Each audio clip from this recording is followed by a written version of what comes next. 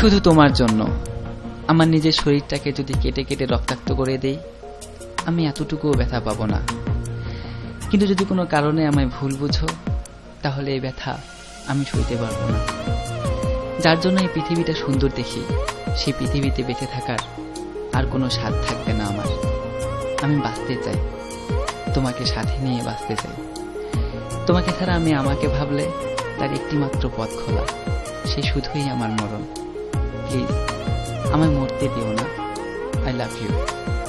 যদি কখনো পাথর হয়ে যায়, আমায় একটু ছুঁয়ে দিও, জীবন ফিরে পাবো। যদি এই দেহে আর প্রাণ না থাকে, তাহলে আর কাছে আসিও না, দূর থেকেই দেখো। আমার আত্মা তোমায় খুঁজবে, যখন পাবে না হয়তো নীরবে শুধু কাঁদবে। কিন্তু যদি কাছে থাকো, তাহলে পাগলের মতো ছুটোছুটি করবে আমার আত্মা। অনেক মানুষের ভিড়েও তোমার সামনে এসে চিৎকার করে কাঁদবে। আত্মার আত্মচিৎকার কেউ শুনবে না। সমস্ত স্মৃতিগুলো মনে পড়বে। দুজন একসাথে বাঁচতে চেয়েছিলাম, কিন্তু এই সময় এই সংসার আমায় বাঁচতে দিল না গো। তোমায় দেখলে বেঁচে থাকার অনন্ত স্বাদ মরে গিয়েও হয়তো জেগে উঠবে।